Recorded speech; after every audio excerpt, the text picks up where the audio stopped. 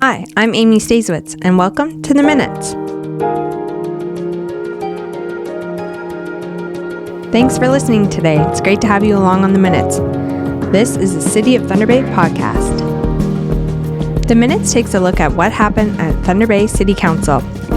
But this week, we have a special edition of the show where we'll be chatting about our city parks. You can find The Minutes wherever you get your podcasts, including our YouTube channel and our website, thunderbay.ca/The Minutes. If you want to keep your fingers on the pulse of what's happening at City Hall, hit that subscribe button. On today's episode, we'll be interviewing the Parks and Open Spaces Manager, Cory Halvorsen. It's a big department managing more than just a traditional park. Here, the Parks Department also manages outdoor rinks, campsites, golf courses, cemeteries, the conservatory, just to name a few.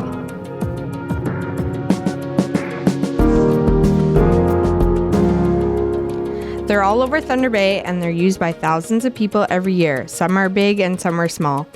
Today, we'll be talking about city parks. We have a lot of them, 129 to be exact, and depending on the season, they have different functions. Cory Halvorsen is the manager of Parks and Open Spaces with the city, and he can tell us all about the different services and the different things his department offers. Cory, thanks for coming by the studio today. You're welcome. Okay, so we're going to fire off a bunch of questions, and you can inform our listeners on everything you do. So when people think about parks, they probably think about summer only, but parks are used all year round. What is the focus when it comes to parks in the wintertime? Yeah, so our primary service that we deliver through the winter is the outdoor rink program. So we have 31 sites around the city that offer a variety of rink surfaces, including Prince Arthur's Landing, where it's a refrigerated ice surface that we can open in early December and run till the end of March. We also have a skating trail at Vickers Park, and we have 8 supervised sites, so you can go inside and access a change room. Those sites have boarded rinks and ponds so that you can have a variety of use at those locations. And then we also have a number of boarded unsupervised sites, as well as community supervised sites that may not have access to the same amount of facilities all the time, but there's opportunity for that as well. So, and we still have 3 ponds throughout our system, including Friendship Gardens. So they're spread out throughout the city, and we typically operate from maybe the 3rd week of December to the 2nd or 3rd week of March, typically the 2nd week. So, those are available for the public for general skating and for hockey or for exercise in general. Awesome. I know I take advantage of the one down my street. I love it. And is there anything else? Do you operate sled hills too? We have unsupervised sliding hills. There's only a few locations. I believe we have at Centennial Park, Balsam Pit, and Chapels now. There's also and Northwood Playfield. So there are a few locations where, again, unsupervised. So, parents have to monitor their kids while they're using it. But yeah, we have that as well in the winter. Another winter feature in the parks that people may not think of is Chapels and Strathcona Golf Course. Those are part of the parks program as well. So those spaces are accessed in the winter. Again, we don't groom trails and things like that, but people do access it for walking and for cross-country skiing. So those are nice spaces that are not always front of mind. So. Yeah, and snowshoeing. Snowshoeing. Yeah, well, yeah, that's great. So you were talking about rinks. When do city staff start prepping these rinks? Yeah, it's actually quite early in the fall. So once we're out of grass cutting season, typically you'll start seeing crews moving sets of boards to site, stacking them in place, and then they'll be going through the process of putting in metal posts to secure the boards too. So we work on boards set up right until December. So we have to wait for the ground to get some frost in it before we can finish the setup, because some of the poles And when you put the screens on the boards, you get a lot of wind forces. So we do as much as we can until the ground freezes, and then we finish with the lighting and the boards and the screens and the poles. So yeah, it's a little bit of overlap. Once we get into December, this year we had not so much frost in the ground in November, so we still were setting up some of the things in December that would typically be done. Yeah. So speaking of the prep, but maintaining them throughout the winter, so what kind of process is that? Yeah, so there's about 30 people total that are involved in that throughout the winter. We have about 14 people that work dedicated on the supervised sites, so they'll be assigned to a rink site, and then the days that they're off, we have some people that are sort of covering on those days. So about a group of 14, and then another group of 7 or 8 on each side of the city that operate the blowers during the snow events and drive our tanker trucks around to maintain the sites that don't have staff dedicated to them. So that is in full force through December. Getting the ice built up, it does take some time.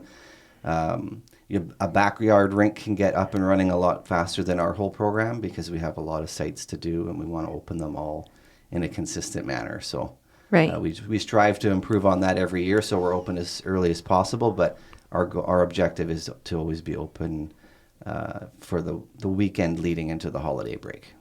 Awesome. Okay.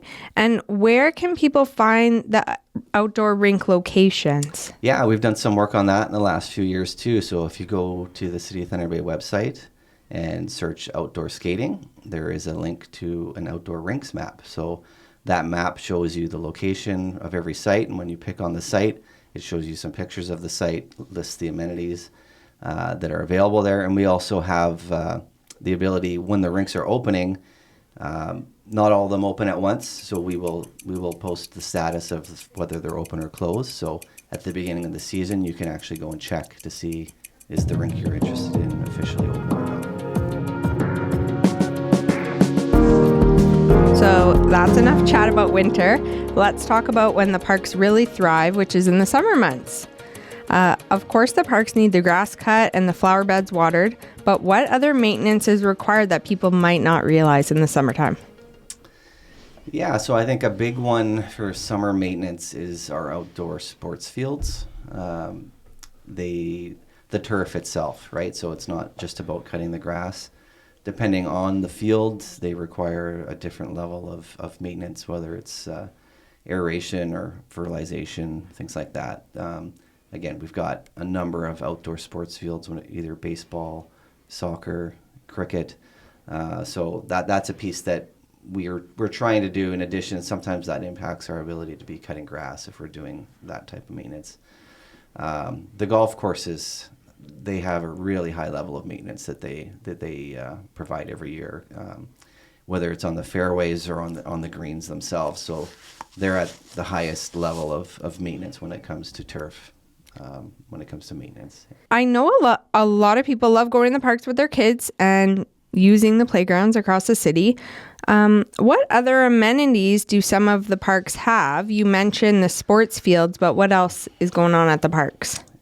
Yeah, so courts are a big one. So pickleball and tennis, those courts are well used. Pickleball has got a lot of increased activities, and we have the renewed location at Boulevard Lake that has acrylic surface on it. So that was a nice enhancement that we've done in the last few years. And we have, again, basketball courts spread around the city. Those are also very popular. A lot of activity at the basketball courts. Yeah, again, every type of amenity that you see in the outdoor spaces we're responsible for, whether it's the pathways and walkways, specialized amenities, monuments, things like that, right? Right. Yeah, so... And I'm just thinking splash pads. Yes, splash pads are a big one in the summer. Yes, those are very popular from June to the end of August. Yeah. Right. Yeah, and cleaning and maintaining those is a big job, I'm sure. Yeah, we have to check them each morning, make sure all the surface is clear, and safe for use. Yeah. Right. If residents do have a concern or suggestion for their local park, who should they contact or how do they go about that? Yeah, so we like to rely on the City of Thunder Bay dispatch number right now, especially for if you have a concern about, your boulevard tree or any kind of a park's asset. If you phone the dispatch line, it's a 24/7 line. They'll know who to direct it to, and it will go to the appropriate person. And sometimes there isn't necessarily a follow-up to the call, but we will definitely take that information and act on it and prioritize it accordingly. Right. Put it into your work day or into the lineup. Yeah. A lot of our actions are prioritized by safety. We're trying to avoid safety risks and damage to property. So right. That's the top priority for us. Yeah, makes sense. Okay, switching gears, I think it's important to note a special project that you mentioned that you and your team have been working on, the Centennial Botanical Conservatory. So there's been some major renovations done to the conservatory. And can you tell us a bit about some of these renovations? Yeah, over the last, maybe 5 years between going... I think in 2020, it was around the time we were getting the nod from council to proceed with the renewal, and it started with replacement of the production greenhouses, which happened first, and we also added an annex portion to the building to connect the greenhouses to the original facility. So that stage happened originally, and then we tendered the facility renewal itself. So the tropical displays, the display areas of the building that people typically associate with the conservatory. So that started in I think the spring of 2024, and it's we're looking at reopening in early 2026. So hope to have some public news about that very shortly. Really, it's the entire facility has been renewed, and it was all done while we protected and maintained as much of the existing display, the plants. So it added some complications, but we're able to reopen with a full display still available, and all of that continuity of all the plants that have been there since, some of them since it was originally opened. We've maintained as much of that as possible and enhanced the facility to include a multi-purpose room that in one of the wings so that it can be booked for private events and offers some more amenities to support events as opposed to it being essentially an extension of the greenhouse area where you just had plants on display. So for ceremonies, for normal business meetings, the facility is going to be come to life again. It's going to be able to offer things that it had never offered before, and it had operated for over a decade where the wings were not open to the public essentially. So we're bringing it back up to full service level and more. Right. I'm excited to go check it out personally. So in 2026, you'll be operating with regular hours, and those could be found on the website, right? Yeah, we'll be updating that upon opening. Likely will be very similar hours to what we offered prior to closing. I think there's a lot more to come with that facility in the future. We'll be starting at a higher service level than we had in a number of years, but I think there's a lot of potential for the activity and the programming to be offered, and the tourism attraction side of it. We'll really need to rebrand and re-promote the facility so that it's something everyone knows about and has visited. So right. There's a final stage of the development is redoing the site. So some of that has been started through phase 2. But over the next 1 to 2 years, we would look to finish off development of the exterior of the site so that in the summertime, that's all been essentially reconfigured and in a way to integrate with the new facility and support offering events where we provide the space and connect it to the conservatory facility, and then offer that space for people to plan and organize events and activities as a community space. So Right. I can't wait. Does it so you have guided tours? we will have, again, as we first open, we're under the original configuration for staffing and for user fees. So we don't have an enhanced ability to offer guided tours yet, other than through we have partnership arrangements with the Friends of the Conservatory. They're likely going to be offering to be there and offer some of that kind of support as well. But going forward, yes, we want to look at including that as part of the service options, where it's more of a, like you say, a guided tour where you're not just going around and exploring on your own. Right. Yeah. And if I just came, did my own tour, is there a cost? We've left it free public access. Yeah. Wow. Yeah. So we're, again, in budget for 2026 operating is going to be coming shortly. We have some recommendations for how to integrate some revenue opportunities while still maintaining free public access to the general facility. Right. So amazing. Stay tuned on that one. Yeah, stay tuned. Okay, and finally, is there anything else you want our listeners to know about the parks, open spaces, all the other amenities that we didn't cover today? Oh, I'm sure I've missed something. I think I didn't mention cemetery operations are part of parks as well. So that is another sort of critical service that we offer.